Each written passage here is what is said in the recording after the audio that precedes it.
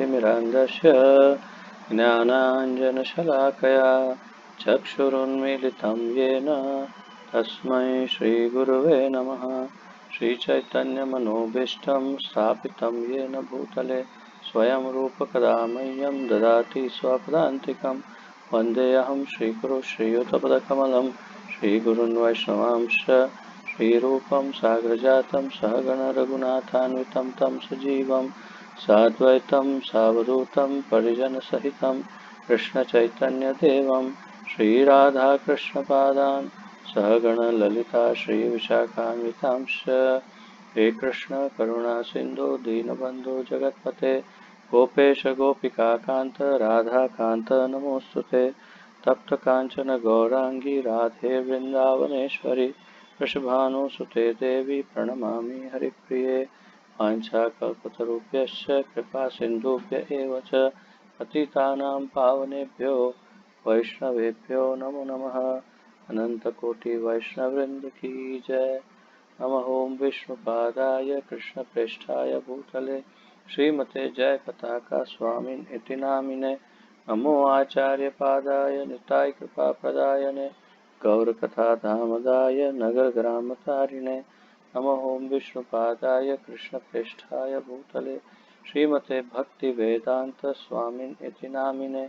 नमस्ते सारस्वते देवे गौरवाणी प्रचारिणे निर्विशेषशून्यवादी पाश्चात्यदेशतारिणे। जय श्री कृष्ण चैतन्य प्रभु नित्यानंद श्री अद्वैत गदाधर श्रीवासादि गौर भक्तवृंद। हरे कृष्ण कृष्ण कृष्ण हरे हरे हरे राम राम राम हरे हरे। हरे कृष्ण कृष्ण कृष्ण हरे हरे हरे राम राम राम हरे हरे। हरे कृष्ण कृष्ण कृष्ण हरे हरे हरे राम राम राम हरे हरे।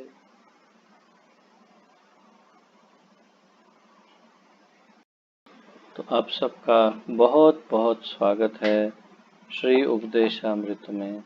और श्रील रूप गोस्वामी प्रभुपाद द्वारा विरचित श्री उपदेशामृत के 5वें श्लोक की गहन चर्चा हम कर रहे हैं। और जैसा कि आप जानते हैं इस श्लोक में बहुत सारा ज्ञान समाहित है और जैसे कि आप लोग अनुभव भी कर रहे हैं बहुत ही महत्वपूर्ण जानकारियाँ हमें इसी श्लोक के अध्ययन द्वारा प्राप्त हो रही है। तो आइए इसे और आगे बढ़ाया जाए और आज हम इसका अध्ययन समाप्त कर देंगे लगभग। और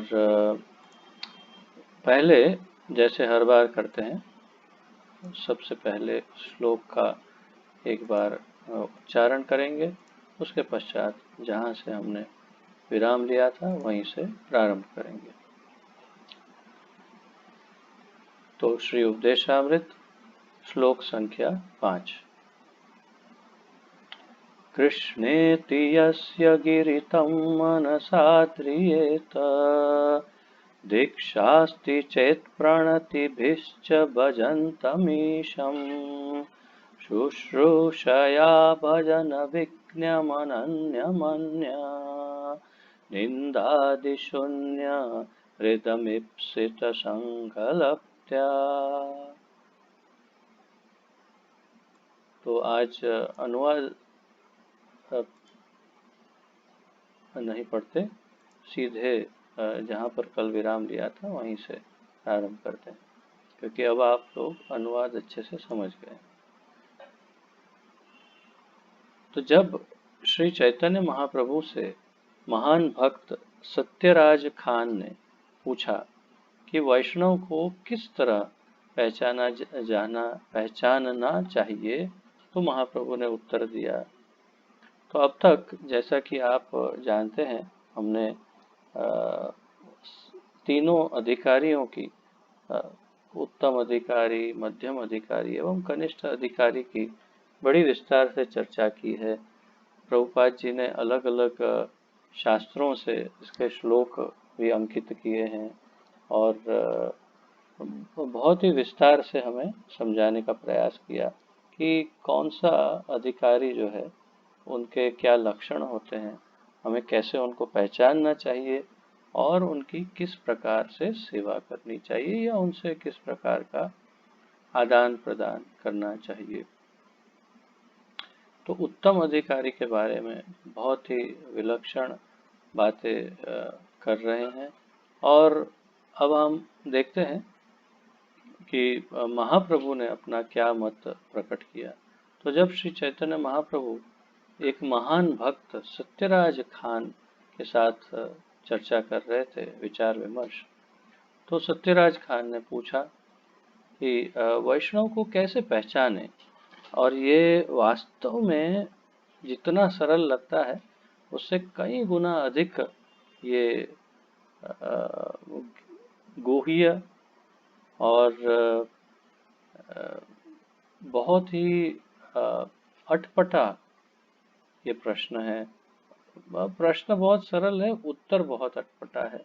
इसको दे पाना इतना आसान नहीं है, बहुत ही अटपटा उत्तर है, क्योंकि बहुत मुश्किल है ये जान पाना।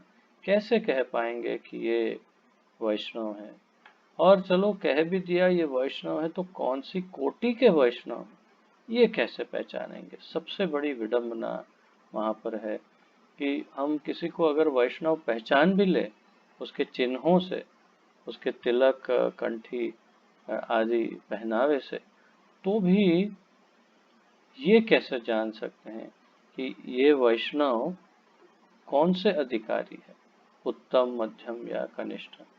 तो ये बड़ा पेचीदा प्रश्न है, बहुत ही गहरा प्रश्न है, बहुत ही गहन है, बहुत ही मुश्किल है, अटपटा है। तो महाप्रभु अधिकारी है, महाप्रभु स्वयं भगवान है, इसलिए सत्यराज खान ने भगवान को पहचानते हुए उनको ये प्रश्न पूछा। तो महाप्रभु ने उत्तर दिया, प्रभु कहे यार मुखे सुनी एक बार, कृष्ण नाम से पूज्य श्रेष्ठ सबाकार। प्रभु कहे यार मुखे सुनी एक बार, कृष्ण नाम से पूज्य श्रेष्ठ सबाकार। तो महाप्रभु ने ऐसा उत्तर दिया कि सब लोग बहुत ही कंफ्यूज हो जाए। यदि किसी व्यक्ति के मुख से एक बार भी कृष्ण शब्द सुनाई पड़ जाए तो उसे समस्त व्यक्तियों में से श्रेष्ठ व्यक्ति मान लेना चाहिए। चैतन्य चरितामृत मध्य लीला 115.103 से लिया। तो महाप्रभु ने ऐसा उत्तर दिया कि जो जानते थे थोड़ा बहुत, वो भी और ज्यादा मुश्किल हो गया, गहन हो गया, कॉम्प्लिकेटेड हो गया, और परेशान हो गए सब। अरे थोड़ा बहुत तो पता था कि कैसे पहचाने, अब तो महाप्रभु ने कहा कि जो एक बार कृष्ण का नाम लेता है वो समस्त व्यक्तियों में से श्रेष्ठ व्यक्ति, उसे मान लेना चाहिए। अब क्या करें, फिर तो कौन ऐसा होगा जो एक बार भी कृष्ण का नाम नहीं लिया हो। यहाँ तक कि जो यवन है, मलेच्छ है और श्वपच, जो बहुत निम्न कोटि के जीव हैं, मनुष्य हैं, वे भी गुस्से में या मजाक में या क्या कहते हैं, अपमानित करने के भाव से भी कृष्ण का नाम किसी तरह तो ले ही लेते हैं। अगर कोई भक्त को देखे तो बोले क्या पूरा दिन हरे कृष्ण करते रहते, एक नहीं 2 बार ले लिया कृष्ण का नाम। तो जिसके मुख में कृष्ण शब्द सुनाई पड़ जाए उसे समस्त व्यक्तियों में श्रेष्ठ व्यक्ति मानना चाहिए। बताओ, महाप्रभु ने ऐसा उत्तर दिया कि सब बहुत कंफ्यूज हो गए। तो महाप्रभु ने फिर आगे कहा, अतएव यार मुखे एक कृष्ण नाम, सेइत वैष्णव करिह ताहार सम्मान। तो अतएव जिसके मुख से एक बार कृष्ण नाम सुनाई दे वही वैष्णव है, उसी को वैष्णव कहते हैं। और करीह ताहार सम्मान, और इसका सम्मान करना चाहिए। बताइए, अभी अभी तो हम अ, कौन भक्त है उसकी चर्चा कर रहे थे, ये तो वैष्णव की परिभाषा ही स्पष्ट कर दी। जो कृष्ण के पवित्र नाम के कीर्तन में अभिरुचि रखता है, या जो अभ्यासवश कृष्ण के नामों का कीर्तन करना पसंद करता है, उसे वैष्णव के रूप में स्वीकार करना चाहिए, और कम से कम मन से तो उसको सम्मान देना चाहिए। तो यहाँ पर एक स्पष्टता की है महाप्रभु ने। अतएव यार मुखे एक कृष्ण नाम, सेई ते वैष्णव करिह ताहार सम्मान। तो इसमें इतना स्पष्ट नहीं हो रहा है, भाव समझ में नहीं आ रहा, परंतु जब प्रभुपाद जी ने अनुवाद किया है तो इसका अंदर का जो क्या कहते हैं छिपा हुआ अर्थ है वो सामने आता है। जो कृष्ण के पवित्र नाम के कीर्तन में अभिरुचि रखता है, कृष्ण कीर्तन में जिसे इंटरेस्ट है, या जो अभ्यासवश कृष्ण के नामों का कीर्तन करना पसंद करता है। अभ्यासवश अर्थात कि रेगुलर, निरंतर, हमेशा, निरंतर ना भी हो परंतु एक अभ्यास के रूप में कि प्रतिदिन थोड़ा कीर्तन करता है, ऐसा भी समझ सकते हैं। उसे वैष्णव के रूप में स्वीकार करना चाहिए, और कम से कम मन से तो उसको सम्मान देना चाहिए। तो ये प्रभुपाद जी का अनुवाद है। प्रभुपाद जी ऐसे अनुवाद कर रहे हैं इस श्लोक का। तो ये मध्य लीला 15.111 से लिया था। हमारे एक मित्र, अब प्रभुपाद जी अपने विषय में कह रहे हैं, और अब जो कहने वाले हैं उससे प्रभुपाद जी की विनम्रता का दर्शन होता है। प्रभुपाद जी कितने विनम्र हैं उसका प्रत्यक्षीकरण अब हो रहा है। कल्पना कोई नहीं कर सकता, जो उनके शिष्य के समान है। जो शिष्य इसलिए नहीं क्योंकि उन्होंने दीक्षा नहीं दी, परंतु जो उनके शिष्य के समान है उनको वो अपना मित्र बताते हैं।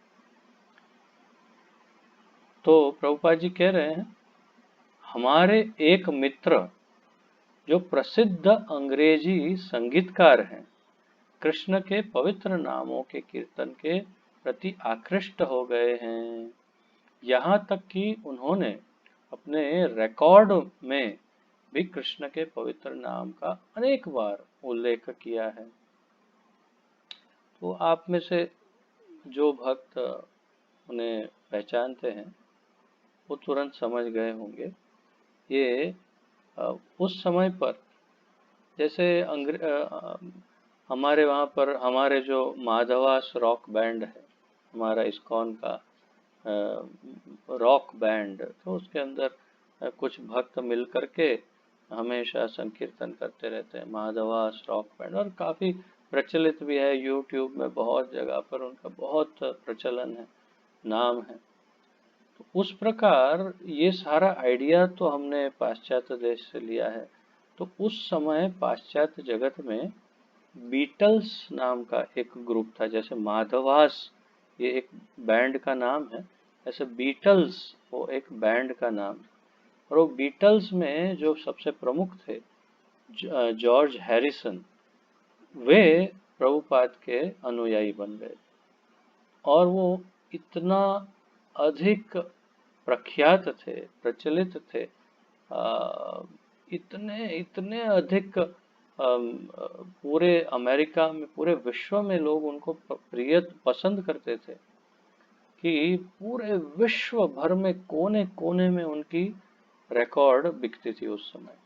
बीटल्स और ये जॉर्ज हैरिसन इतने नामी गिरामी संगीतकार थे, गायक थे, कि कोई कल्पना नहीं कर सकता कि इतना धनवान, इतना प्रतिष्ठावान, इतना फेमस व्यक्ति प्रभुपाद जी का शिष्य बन सकता है।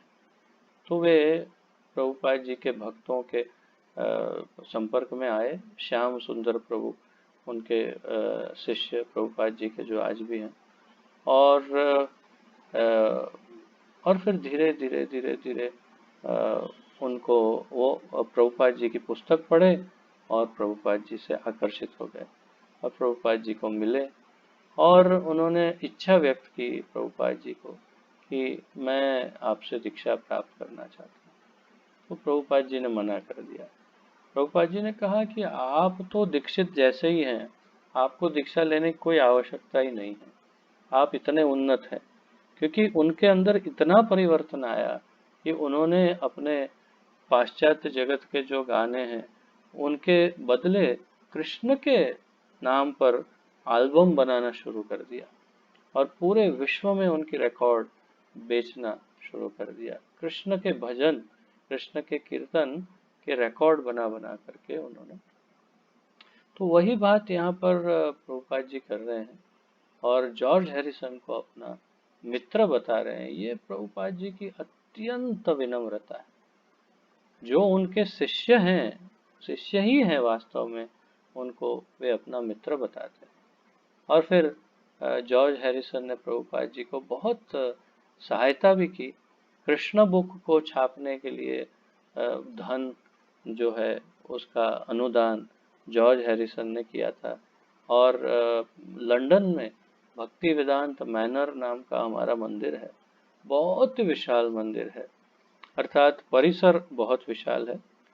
तो वो पूरा परिसर और वो मकान जिसमें मंदिर है, वो सब जॉर्ज हैरिसन ने प्रभुपाद जी को अर्पण किया था। वो उनका वास्तव में फार्म हाउस था जहाँ पर वे कभी कभी निवास करने आते थे। बहुत बड़ा फार्म और बीच में एक घर, वो सब उन्होंने मंदिर के रूप में प्रभुपाद जी को अर्पण किया। और फिर जो भी हो, तो अपने जीवन के अंत तक जॉर्ज हैरिसन भी प्रभुपाद जी को फॉलो करते रहे। और अब बस कुछ वर्ष पूर्व उनको कैंसर हुआ था और उन्होंने अपना शरीर जो है उसको त्यागा। तो ये बहुत उन्नत भक्त हैं जॉर्ज हैरिसन। और ऐसा बहुत ही बहुत कम ऐसा होता है कि इतनी प्रतिष्ठा प्राप्त करने के बाद, इतना अधिक धन प्राप्त करने के बाद व्यक्ति इतना विनम्र हो करके आध्यात्म में अपने आप को समर्पित कर दे, कृष्ण के चरणारविंद में समर्पित हो जाए। ये बहुत ही दुर्लभ है। ऐसे हमारे अम्बरीश प्रभु जो फोर्ड परिवार से हैं, फोर्ड कंपनी के मालिक, और ऐसे ही हमारे गुरु महाराज जो अत्यंत धनवान परिवार से हैं। तो ऐसे कुछ गिने चुने लोग प्रभुपाद जी के शरण में आए। और भी बहुत सारे हैं, भारतीय भी बहुत बड़े बड़े इंडस्ट्रियलिस्ट और काफ़ी प्रभुपाद जी के सब उनको फॉलो कर रहे हैं आज भी। तो प्रभुपाद जी ने उनको मित्र बनाया और बताया और कह रहे हैं कि ये अंग्रेजी संगीतकार है जो कृष्ण के पवित्र नामों के कीर्तन के प्रति आकर्षित हो गए। और यहाँ तक कि उन्होंने अपनी रिकॉर्ड में भी कृष्ण के पवित्र नाम का अनेक बार उल्लेख किया।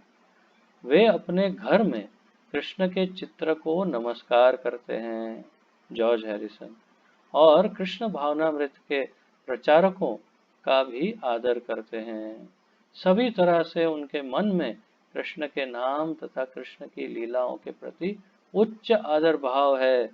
अतएव हम बिना किसी संकोच के उन्हें सम्मान देते हैं, क्योंकि हम देख रहे हैं कि ये महाशय क्रमशः कृष्ण भावनामृत की ओर अग्रसर हो रहे हैं। तो प्रभुपाद जी यहाँ क्या बताना चाहते हैं?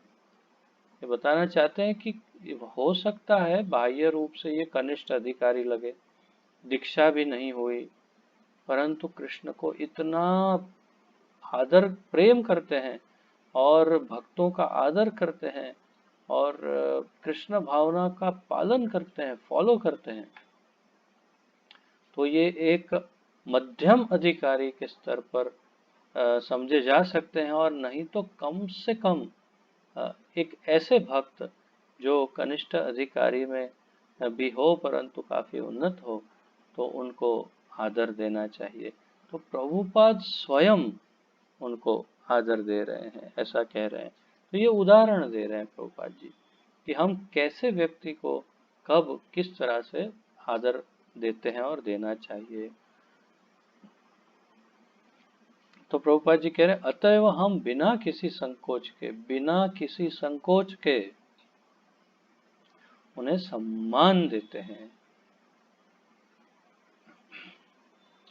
तो ऐसे व्यक्ति को सदा ही सम्मान दिया जाना चाहिए, प्रभुपाद जी कह रहे हैं। निष्कर्ष यह निकलता है कि जो व्यक्ति पवित्र नाम का नियमित कीर्तन करते हुए कृष्ण भावनामृत में प्रगति करने का प्रयास कर रहा है, उसका सम्मान करना वैष्णवों का धर्म है। जो बहुत महत्वपूर्ण वाक्य है, इसे बहुत ध्यान पूर्वक समझिए। निष्कर्ष क्या है? जो व्यक्ति पवित्र नाम का नियमित कीर्तन करते हुए, तो मुख्य क्या हुआ यहाँ पर? कीर्तन किसका? हरिनाम संकीर्तन, हरे कृष्ण महामंत्र का कीर्तन, वो मुख्य है। तो जो व्यक्ति निरंतर नियमित कीर्तन करते हुए कृष्ण भावनामृत में प्रगति करने का प्रयास कर रहा है, उसका सम्मान करना वैष्णवों का धर्म है। उसका सम्मान करना वैष्णव, तो मतलब ये मध्यम अधिकारी ही है, समझ। दूसरी ओर हमने देखा है कि हमारे कुछ समकालीन या समकालिक जिनसे महान उपदेशक होने की आशा की जाती है, वे क्रमशः देहात्म बुद्धि की ओर गिर चुके हैं, क्योंकि वे भगवान के पवित्र नाम का कीर्तन करने में असफल रहे हैं। तो प्रभुपाद जी दूसरी ओर का उदाहरण दे रहे हैं।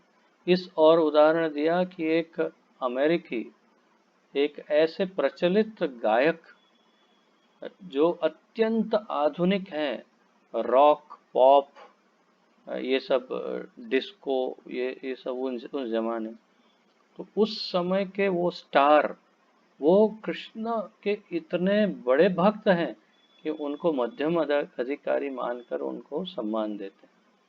और दूसरी तरफ उनके कुछ ऐसे दूसरे महान उपदेशक होने के जो लायक थे, ऐसे उनके समकालीन जो प्रभुपाद के समय पे थे,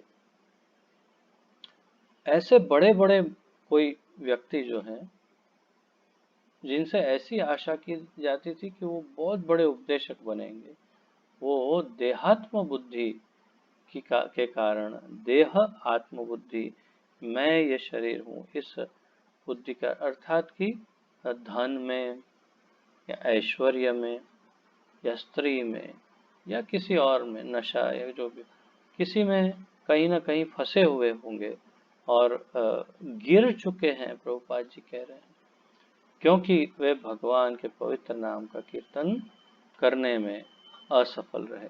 तो महत्वपूर्ण क्या है?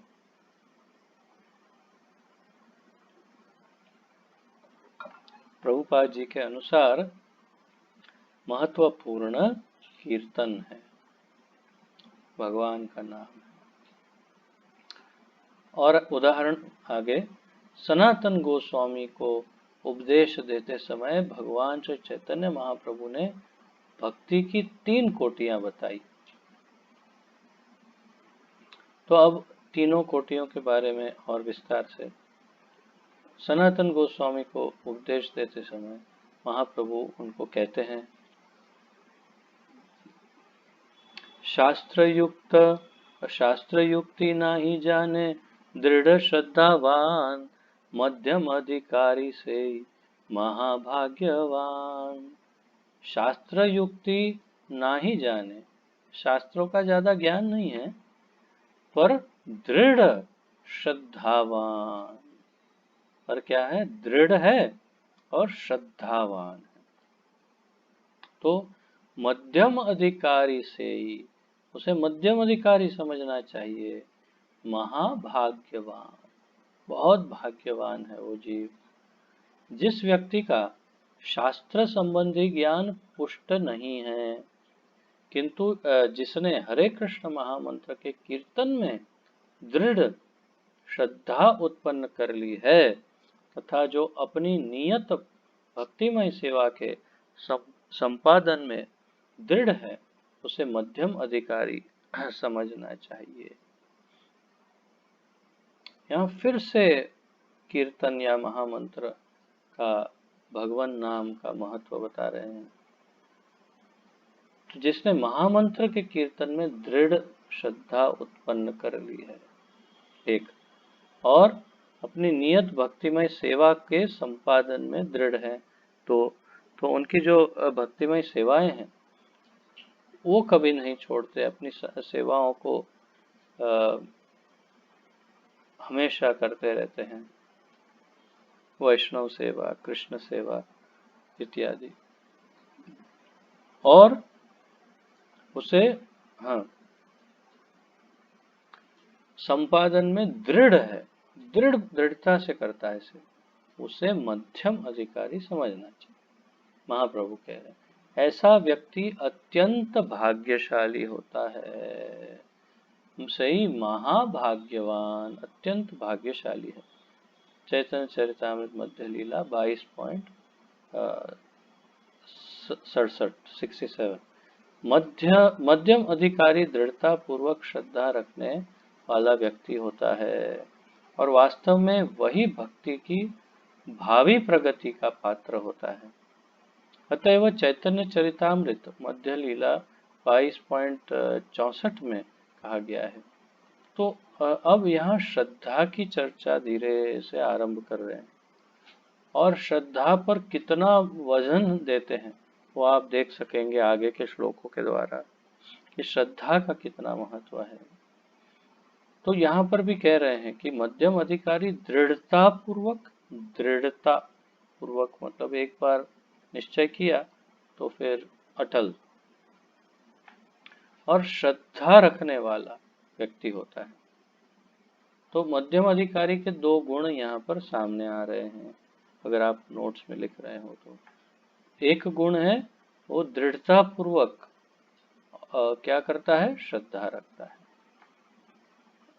और वास्तव में वही भक्ति के भावी प्रगति का पात्र अर्थात फ्यूचर में, भविष्य में वही उत्तम अधिकारी बन जाएगा।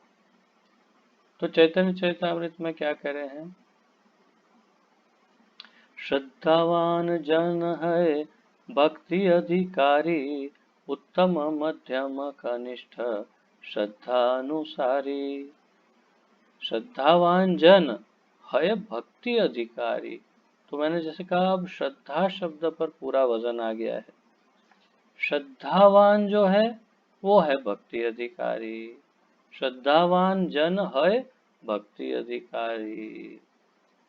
भक्ति के अधिकारी कौन है, जो श्रद्धावान है, और उत्तम मध्यम कनिष्ठ श्रद्धा अनुसारी, जैसी श्रद्धा वैसे उसका अधिकार। कैसा अधिकार, उत्तम अधिकारी, मध्यम या कनिष्ठ अधिकारी। तो ये अधिकार उसका कहाँ से सिद्ध होता है, श्रद्धा अनुसारी, जैसी श्रद्धा है वैसे उसका अधिकार सिद्ध होता है। मनुष्य श्रद्धा के विकास के अनुसार ही भक्ति के प्रारंभिक पद, मध्यम पद तथा उच्चतम पद पर भक्त बनने के लिए योग्य बनता है। पुनः चैतन्य चरितामृत में कहा गया, तो यहाँ स्पष्ट हो गया कि वो अपनी श्रद्धा के अनुसार पद का, तो हम क्यों इसकी चर्चा कर रहे हैं, हमें क्यों ये सब बताया जा रहा है, ताकि हम अवलोकन करें, आत्मनिरीक्षण करें, अंतः चक्षु से अ, अंतर क्या कहते हैं, अंतरात्मा में देखे अपने आप को। आत्मनिरीक्षण, आत्मनिरीक्षण, अपने आप को निरीक्षण करे, चेक करे क्या, कि हमारी श्रद्धा ठाकुर जी में और गुरु में कितनी प्रबल है, कितनी प्रबल है। जितनी प्रबल है ऐसे हमारा अधिकार है। तो और चैतन्य चरितामृत में आगे कह रहे हैं, श्रद्धा शब्दे विश्वास कहे सुदृढ़ निश्चय, कृष्णे भक्ति कैले सर्व कर्म कृत हय। श्रद्धा शब्दे विश्वास कहे सुदृढ़ निश्चय, कृष्णे भक्ति कैले सर्व कर्म कृत हय। कृष्ण की दिव्य सेवा करके मनुष्य स्वतः सारे अनुषंगिक कार्य संपन्न करता है। यह दृढ़ विश्वास जो भक्तिमय सेवा करते रहने के अनुकूल होता है, श्रद्धा कहलाता है। श्रद्धा अर्थात कृष्ण में विश्वास कृष्ण भावनामृत का शुभ आरंभ है। तो विश्वास और श्रद्धा दो शब्द कई बार हम समझते हैं, मैं भी ऐसे ही समझता था कि श्रद्धा और विश्वास एक ही है, परंतु एक नहीं है। विश्वास को जब क्या कहते हैं, उबाल करके गाढ़ा बनाया जाता है और एकदम गाढ़ा बन जाए विश्वास, तो उसे श्रद्धा कहते हैं। तो इसलिए क्या कहा, श्रद्धा अर्थात नहीं, यह दृढ़ विश्वास जो भक्तिमय सेवा करते रहने के अनुकूल होता है, श्रद्धा कहलाता है। अर्थात जो दृढ़ विश्वास, विश्वास सामान्य शब्द है, परंतु जो अत्यंत दृढ़ विश्वास हो अर्थात गाढ़ा हो, उसे श्रद्धा कहते हैं। तो विश्वास बहुत सामान्य शब्द है, श्रद्धा बहुत उत्तम शब्द है। तो हमें श्रद्धा रखने के लिए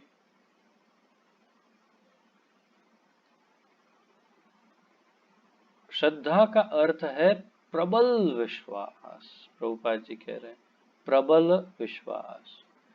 भगवत गीता का कथन श्रद्धावान मनुष्य के लिए प्रामाणिक आदेश है, और कृष्ण भगवत गीता में जो कुछ भी कहते हैं उसे यथारूप में बिना किसी विवेचन को स्वीकार करना चाहिए। अर्जुन ने भगवत गीता को इस प्रकार स्वीकार किया था। तो भगवत गीता बिना किसी तर्क वितर्क के, संशय के,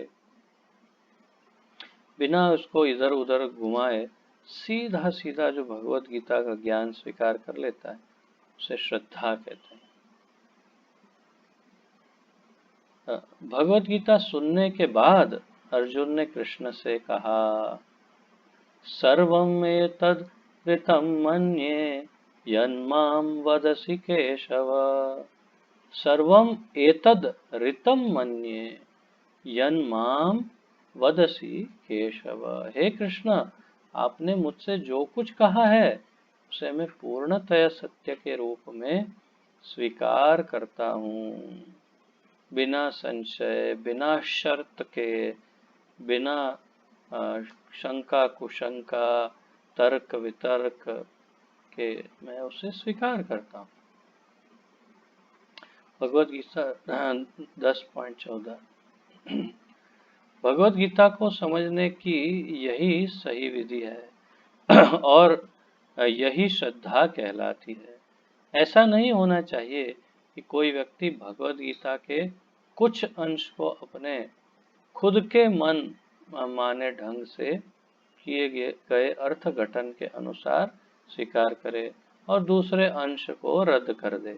जैसे उदाहरण के तौर पे जो हमारा भारतीय जीवन बीमा निगम है, तो उसका जो लोगो है LIC, उसमें आप देखेंगे लिखा है योगक्षेमम वहाम्यहम्। क्या अर्थ निकाला? योगक्षेमम मतलब तुम अपना कर्म करो, मैं तुमको फल दूंगा। बिल्कुल नहीं, संपूर्ण रूप से गलत बात है।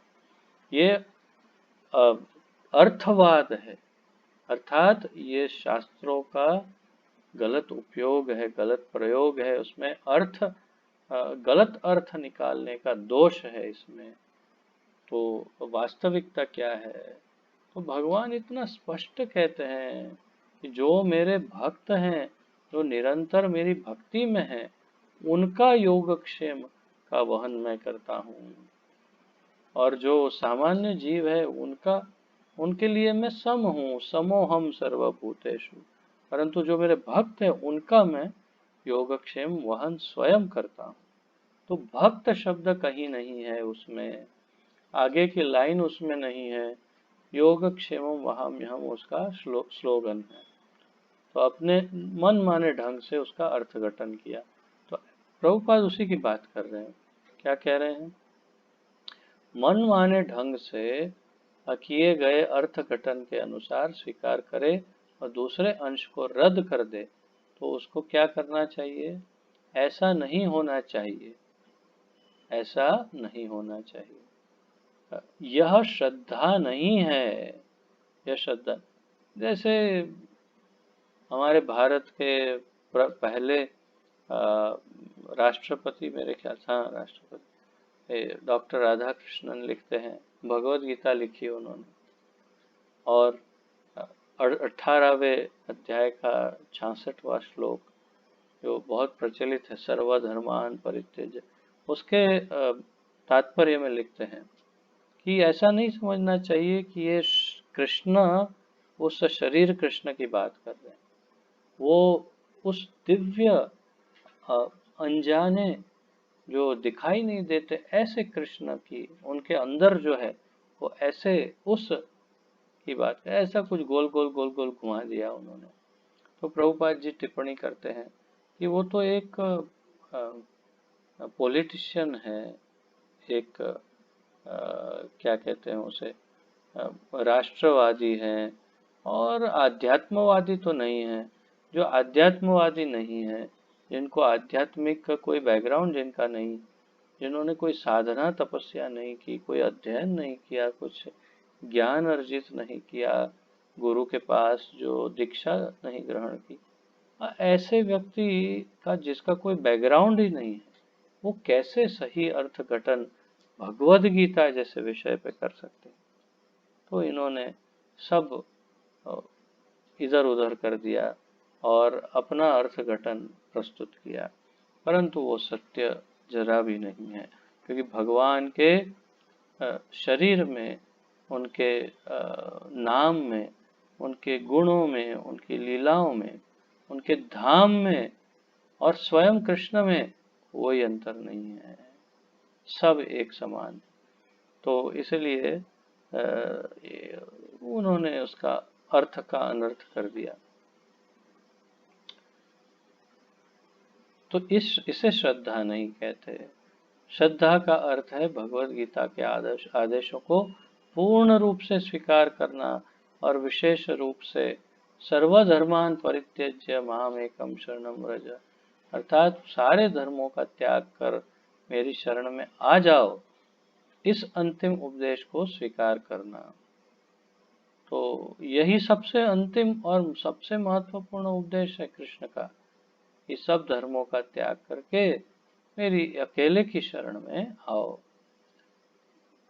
जब मनुष्य इस आदेश के प्रति पूर्णतः श्रद्धावान हो जाता है, तो उसकी यह दृढ़ श्रद्धा आध्यात्मिक जीवन में प्रगति करने के लिए आधारभूत बन जाती है। तो इसमें जब ठाकुर जी के शब्दों में और ठाकुर जी में जब दृढ़ विश्वास हो जाए, अर्थात श्रद्धा डेवलप हो जाए, तो फिर वो प्रगति कर सकता है। जब मनुष्य हरे कृष्ण महामंत्र के कीर्तन में पूरी तरह संलग्न होने लगता है, तो उसे क्रमशः अपने आध्यात्मिक स्वरूप का बोध होता है। ये भी एक बहुत बड़ा स्टेटमेंट है। वास्तव में आप लोगों को किसी किसी को आश्चर्य हो सकता है, किसी किसी को आशा बंध सकती है कि हाँ, अब मुझे भी ऐसा होगा। परंतु पढ़िए क्या कहते हैं प्रभुपाद जी। जब मनुष्य हरे कृष्ण महामंत्र के कीर्तन में पूरी तरह से संलग्न हो जाता है, हमेशा निरंतर महामंत्र कीर्तन, तो उसे क्रमशः धीरे धीरे अपने आध्यात्मिक स्वरूप का बोध होता है।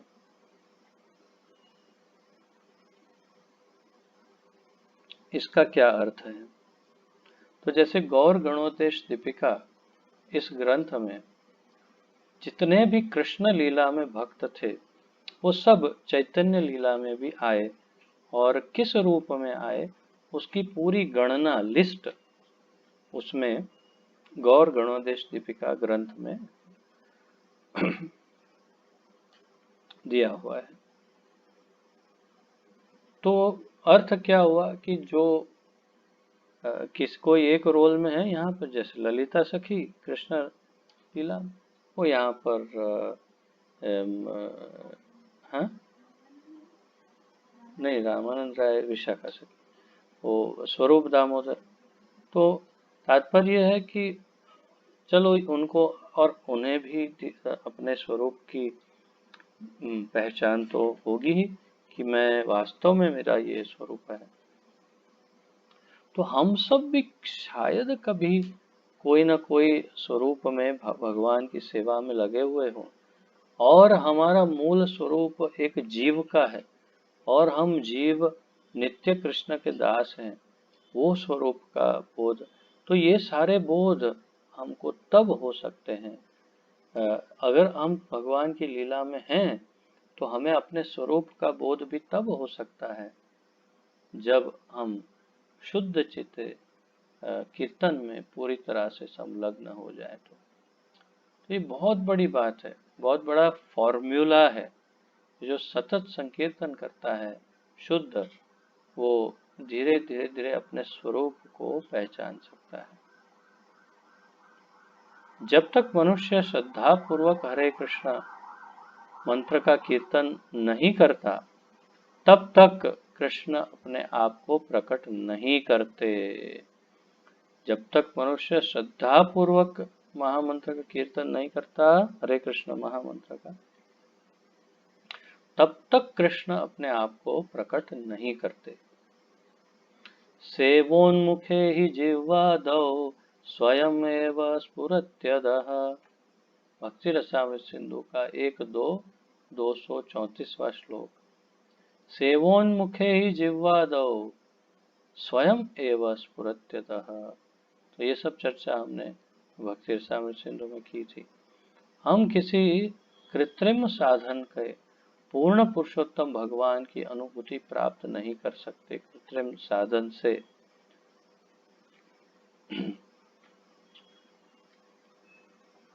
हमें श्रद्धा पूर्वक भगवान की सेवा में लग जाना होगा। ऐसी सेवा जीव से प्रारंभ होती है।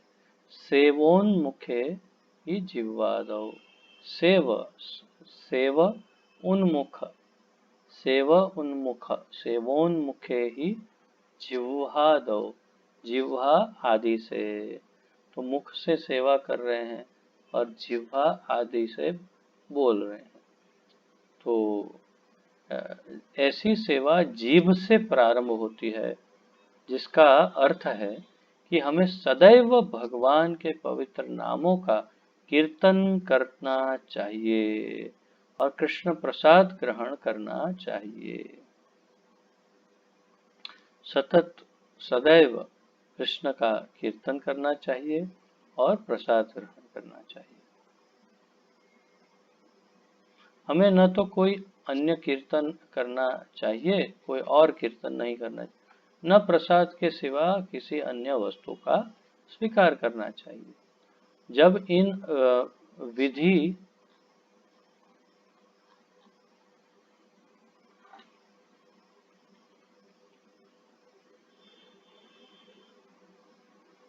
समय है, जब कोई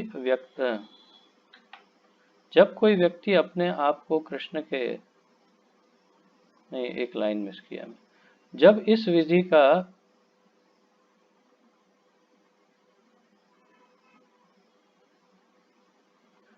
विधि का श्रद्धा पूर्वक पालन किया जाता है तो भगवान स्वयं ही भक्त के समक्ष प्रकट हो जाते हैं।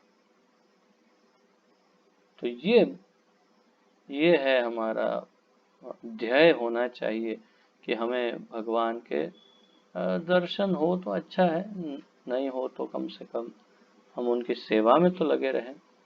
परंतु जब इस विधि का श्रद्धा पूर्वक पालन किया जाता है तो भगवान स्वयं ही भक्त के समक्ष प्रकट होते हैं। कई बार कई लोगों का एक ही प्रश्न होता है, विशेष रूप से गुजरात में जो बूढ़ी बूढ़ी बाएं होती है ना, जो लाला की सेवा करती है, वो जब हमारे जैसे किसी को मिलती है तो पूछती है भैला क्यारे भगवान ना दर्शन थसे, है भैला दर्शन क्यारे थसे भगवान ना। तो उसका उत्तर यहाँ पर है कि भगवान ना दर्शन थसे, परंतु अगर ये पालन किया होगा तो ऐसे ही माला फेरते रहते हैं, पूरा जीवन ककड़ाहट किया, झगड़े किए, और फिर अंत में माला लेके बैठे हैं और 2-4 भजन में जाते हैं, इधर जाते कोई प्रोग्राम में जाते हैं और फिर आशा रखते हैं कि हमको ठाकुर जी दर्शन देंगे। तो फिर थोड़ा मुश्किल हो सकता है, परंतु आशा रहती है उनको कि भगवान कब दर्शन देंगे। तो यहाँ उत्तर है कि जब इस विधि का श्रद्धा पूर्वक पालन किया जाता है तो भगवान स्वयं ही भक्त के समक्ष प्रकट होते हैं। जब कोई व्यक्ति अपने आप को कृष्ण के सनातन सेवक के रूप में जान लेता है तब वह कृष्ण की सेवा के अतिरिक्त और किसी चीज में रुचि नहीं लेता। तो अपने आप को जब वो कृष्ण के सेवक के रूप में पहचान लेता है तो उसे और किसी चीज में रुचि नहीं होती। वह सदैव कृष्ण का चिंतन करता हुआ कृष्ण के पवित्र नाम के प्रसार हेतु साधनों की खोज करता हुआ सोचता है कि उसका एकमात्र कार्य विश्व भर में कृष्ण भावनामृत आंदोलन का प्रसार करना है। ऐसे व्यक्ति को उत्तम अधिकारी मानना चाहिए और 6 विधियों के अनुसार, कौन सी 6 विधियां? ददाति प्रतिगृह्णाति गुह्यम आख्याति पृच्छति भूंक्ते भोजयते, ये 6 विधि 6 विधियों के अनुसार तुरंत उसकी संगति स्वीकार करनी चाहिए। निसंदेह प्रगत उत्तम अधिकारी वैष्णव भक्त को गुरु रूप में स्वीकार करना चाहिए। उत्तम अधिकारी को अपने गुरु के रूप में स्वीकार करना चाहिए। जो कुछ पास में हो उन्हें समर्पित करना चाहिए। गुरु को अपने पास जो है वो समर्पित कर देना चाहिए। वो थोड़ा मुश्किल है, ऐसा होता नहीं है। गुरु को अपने पास जो कुछ भी है समर्पित करना बहुत कम ऐसे हैं, नहीं है ऐसा नहीं कह रहे, है भी ऐसे परंतु कम है। सब कुछ अपना सर्वस्व गुरु को अर्पण करना, उससे अच्छा फॉर्मूला और कुछ नहीं सक्सेस का। परंतु डरते हैं हमारा क्या होगा, बच्चों का क्या होगा, बीवी बच्चे भूखे मर जाएंगे, परिवार भूखा मर जाएगा, मेरा भी कुछ फ्यूचर है, कभी कोई बीमारी हुई, ये हुआ तो क्या करेंगे। तो धन रख लेते हैं अपने पास, गुरु को केवल एक 500 की नोट दे देते हैं, उतने में तो गुरु का काम चल जाएगा। तो ये भाव जो है उसकी मैं चर्चा, जो कुछ पास में हो उन्हें समर्पित करना चाहिए, क्योंकि यह आदेश है कि मनुष्य के पास जो कुछ भी हो वह गुरु को दे दिया जाए। विशेषतया ब्रह्मचारी से आशा की जाती है कि वह अन्यों से भिक्षा मांगकर गुरु को प्रदान करे। गृहस्थों का इतना कठिन नहीं, परंतु ब्रह्मचारियों को भिक्षा मांग के, और वो भी एक दिन नहीं। ये तो हमारे वहाँ तो क्या है, इस्कॉन में जिस दिन दीक्षा होती है उस दिन भिक्षा मांगते हैं। आपने देखा है ना सब जगह। आप में से जो दीक्षित भक्त हैं वो स्वयं भी कर चुके हैं, हम भी कर चुके हैं, कि जिस दिन दीक्षा होती है तो अपनी ये हरि नाम चादर को ऐसे फैला के खड़े हो जाते हैं रास्ते पर, जो भी आते हैं उनसे भिक्षा मांगते हैं, और फिर जो कुछ भी इकट्ठा होता है सब इकट्ठा करके गुरु को अर्पण कर देते हैं, केवल एक दिन। परंतु प्रभुपाद जी बता रहे हैं, शास्त्रों के अनुसार ब्रह्मचारी को सदैव अपना भिक्षा मांग करके जो कुछ भी मिले सदैव अपने गुरु को अर्पण करते रहना चाहिए।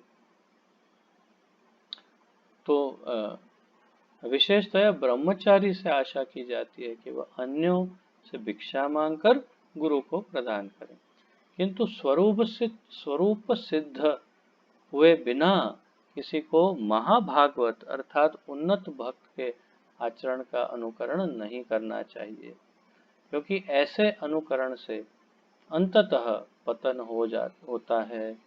तो कह रहे हैं कि कोई महाभागवत भक्त का अनुकरण करने मत जाना, नहीं तो गड़बड़ हो सकती है।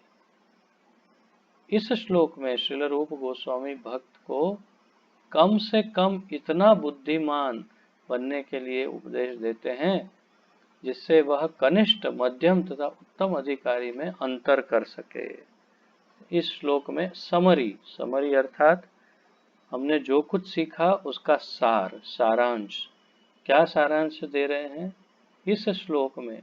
श्रील रूप गोस्वामी भक्त को कम से कम इतना बुद्धिमान बनने के लिए उपदेश देते हैं कि जिससे कि वह कनिष्ठ, मध्यम और उत्तम अधिकारी में अंतर समझ सके।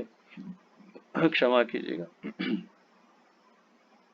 भक्त को अपनी स्थिति भी जाननी चाहिए, भक्त को अपनी स्थिति भी जाननी चाहिए। ऐसा नहीं कि मैंने जैसे शुरुआत में कहा था, आपको ध्यान हो कि वो ये तो उत्तम अधिकारी, अरे ये तो कनिष्ठ है बेचारा। अपने आप को जानना चाहिए, अपनी स्थिति भी जाननी चाहिए, और किसी उच्च पद पर स्थित भक्त का अनुकरण करने का प्रयास नहीं करना चाहिए। कई बार कनिष्ठ भक्त को लगता है कि हम इनका अनुकरण करेंगे, वो महाराज का इनका, तो बहुत अच्छा होगा, तो उससे बहुत बड़ी गलती हो जाएगी। इस संबंध में श्रील भक्ति विनोद ठाकुर ने कुछ व्यावहारिक संकेत दिए हैं। भक्ति विनोद ठाकुर कहते हैं, उत्तम अधिकारी वैष्णव को उसके इस सामर्थ्य के आधार पर पहचाना जा सकता है कि वह अनेक पतित आत्माओं को वैष्णव मत में बदल देता है कि नहीं। अगर वो बहुत लोगों को वैष्णव में कन्वर्ट कर सकता है तो वो उत्तम अधिकारी है।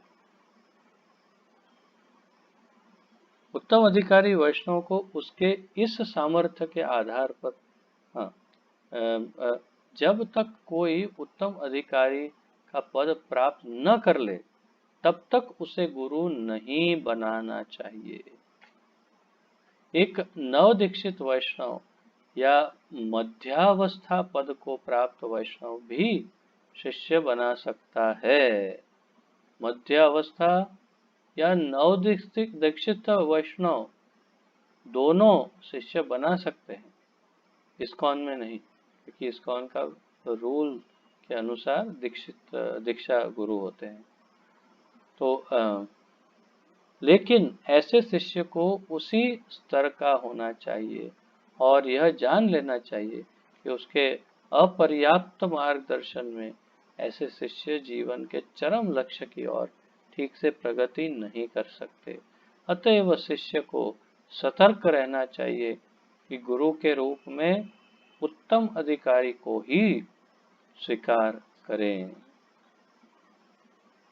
तो आज के लिए इतना ही। छठे श्लोक का अध्ययन हम कल प्रारंभ करेंगे। तो आज की इस चर्चा में किसी का कोई संशय, प्रश्न, उत्कंठा आदि हो तो प्रकट कर सकते हैं, अन्यथा हम यहीं पर आज विराम देंगे।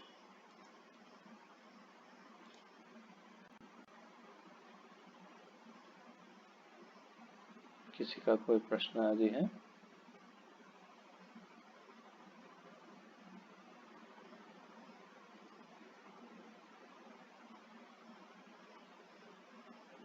ठीक है,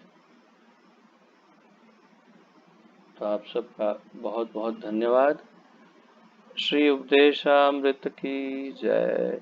श्रील रूप गोस्वामी प्रभुपाद की जय। गुरु महाराज क्षमा, पतित पावन अभय चरणारविंद भक्ति वेदांत स्वामी श्रील प्रभुपाद की जय। गुरु महाराज की जय। अब सब भक्तों की जय हो। निताय गौर प्रेमानंदे। हरि हरि बोल। हरे कृष्णा। आप सबका बहुत बहुत धन्यवाद, बहुत बहुत अभिवादन और दंडवत प्रणाम आप सबको। हरे कृष्ण।